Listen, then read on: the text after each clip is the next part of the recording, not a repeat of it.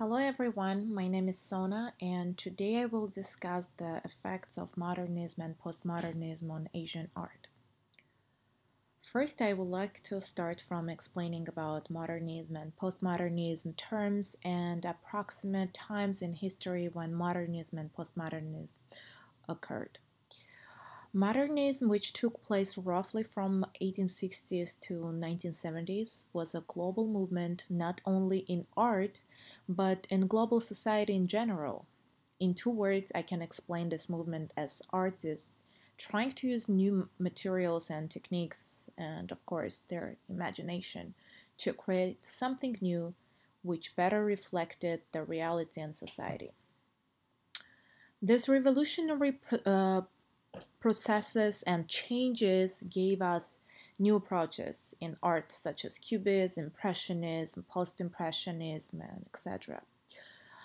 This new art approaches are implemented in paintings since of everyday modern life and express emotions.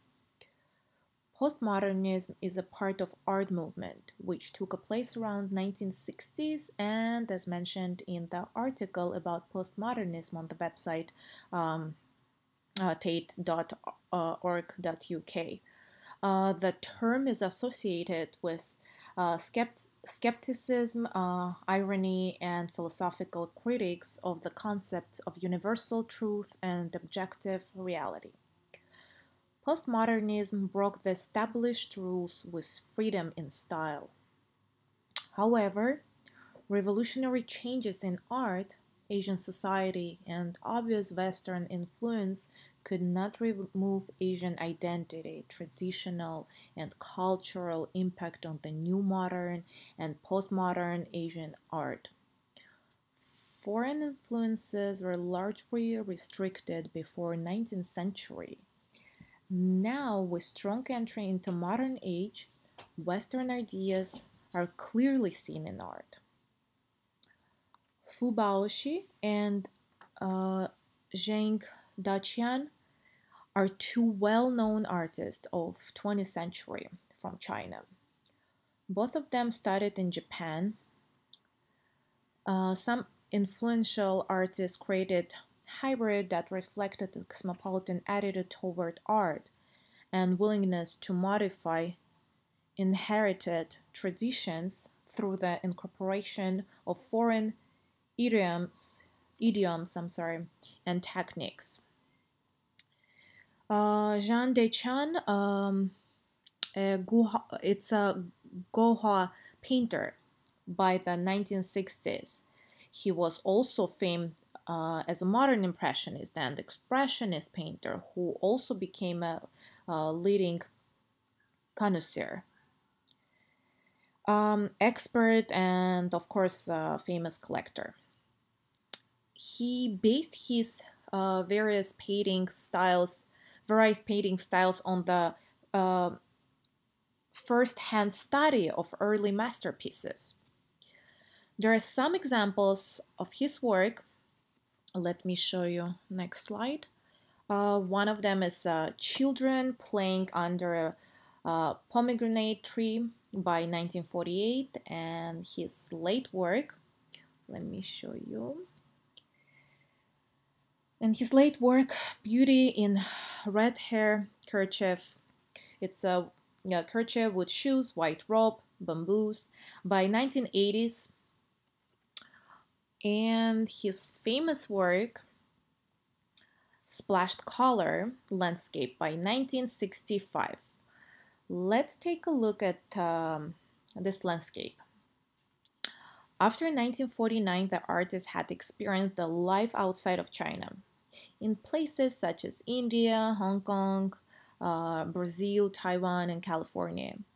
His outside of China residence, by the nature of the case, brought him into contact with the abstract expressionism.